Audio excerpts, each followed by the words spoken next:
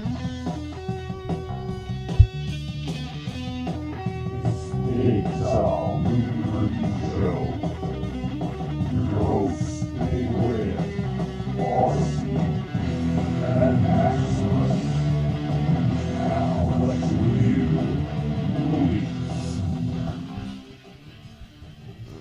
right, we're back. Thank you, big voice demon I'd like guy. to thank Lucifer for doing our opening.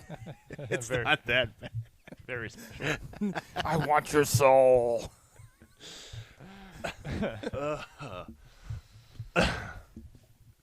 Oops, there went my paperwork. Hang on here. All right, we're back at the Big and Tall Movie Review Show. I'm trying to get this show going here. All right. The next film here that we're going to discuss is also out in theaters. This is called The Purge. It's rated R with Ethan Hawke, Lena Headey, and directed by James DeMonico. One night of the year you could commit any crime. What would you do? It's a real interesting premise to this one. This one is The Purge. Here's your trailer, folks.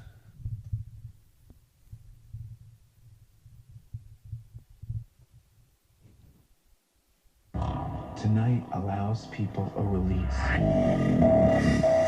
for all the hatred and violence that they keep up inside them. Why don't you guys kill someone tonight? Because we don't feel the need to, Johnny. Just remember all the good the Purge does. We'll be fine just like always. No worries, okay?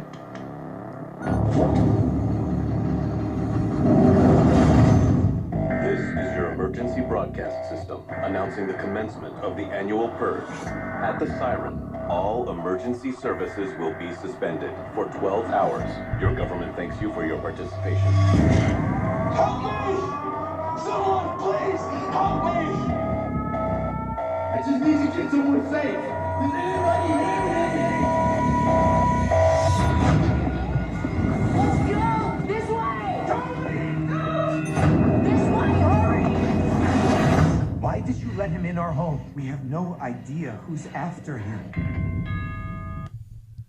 Oh, boy. Here we go. This looks like a pretty interesting movie. Ethan Hawke, I enjoy his stuff. Maximus, what can you tell us about The Purge? Well, I definitely enjoyed it a lot. It was entertaining. That being said, it still could have and should have probably been a bit better. The premise, being such a violent one, they seems like they actually lacked a little bit of actual on-screen violence in the movie. Just kind of was just like a lot of build-up, but there wasn't any. I mean, there's quite a.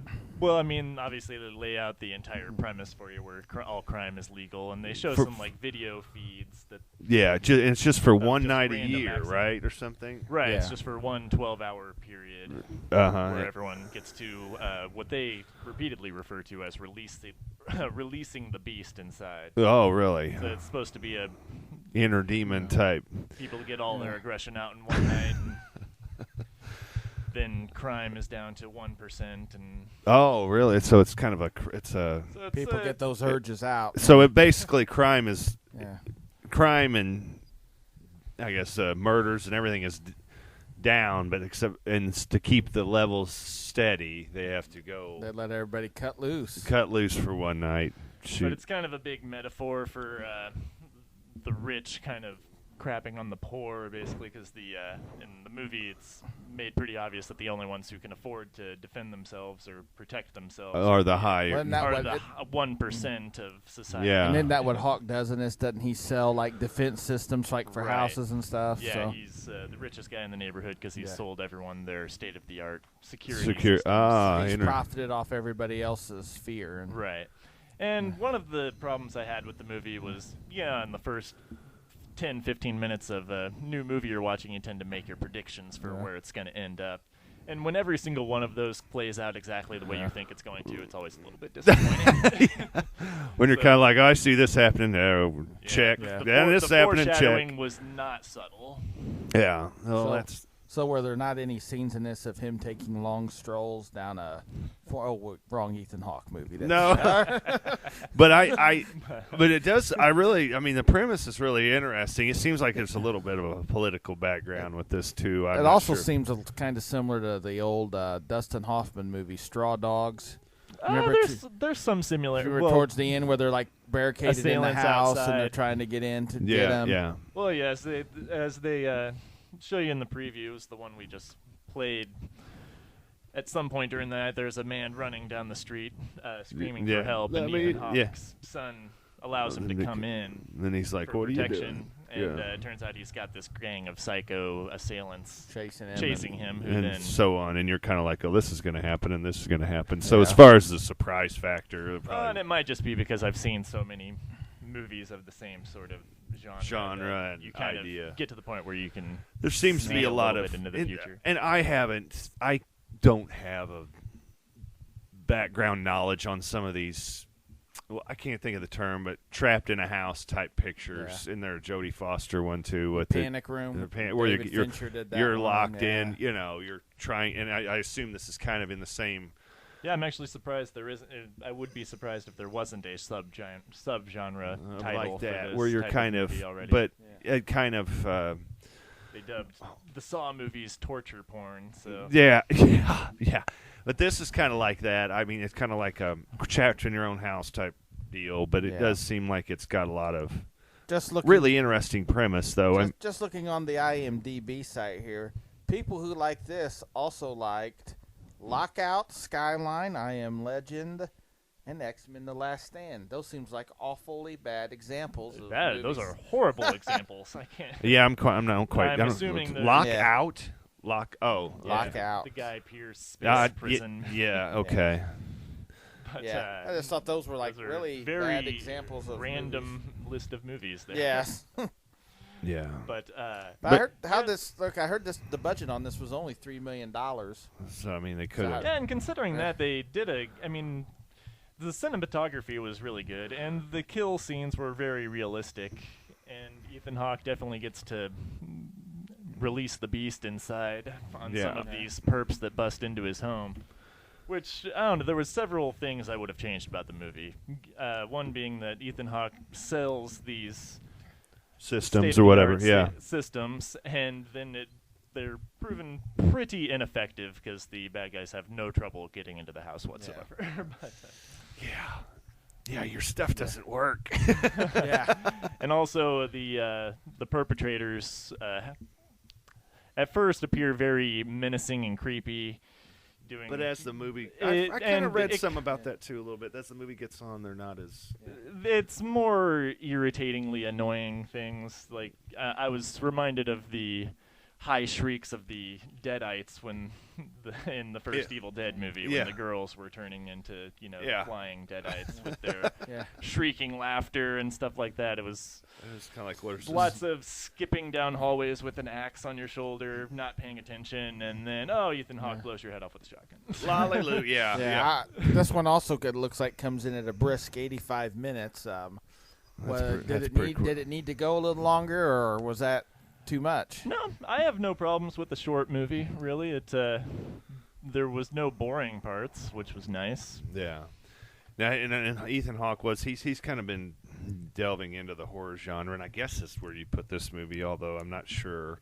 I would have to put it on the horror side of thriller / horror. That's what the horror sci-fi thriller is what it's listed on in the IMDb step. It was in the future, but I think that was about the only sci-fi aspect part of it. Yeah, the near future.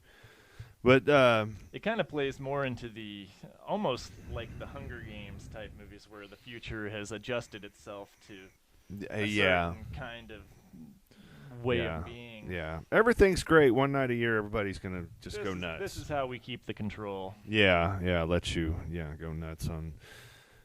What would you do? What would you do on that night of the year? LC? Probably be like Ethan Hawke and just bar the house up, and then.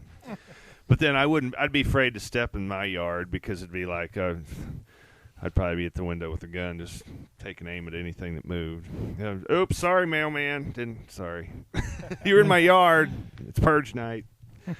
And the movie was just a bit anticlimactic. The first hour is way more fast-paced and.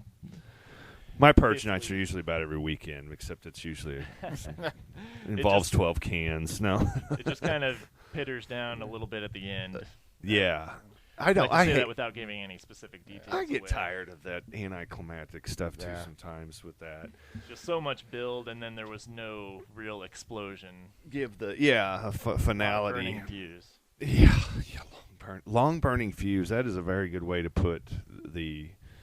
We were talking about that Killer Joe. That movie was like that too. It's just like, it's just okay.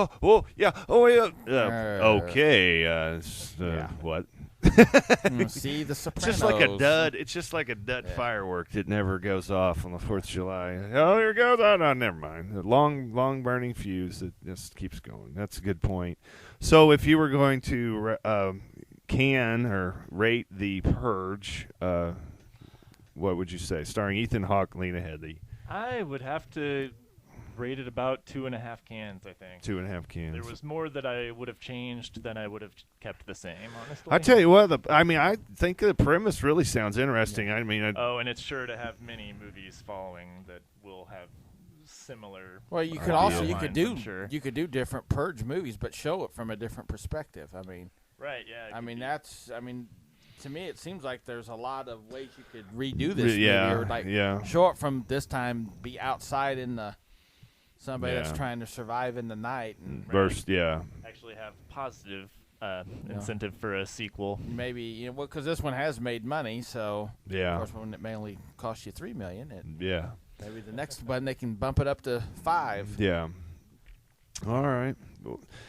All right. Well, I guess we're going to move on to our next and final segment of the Big and Tall movie, and we're going to take a break here. We are going to take a break. Yes, we need to go. We need to go release the beast.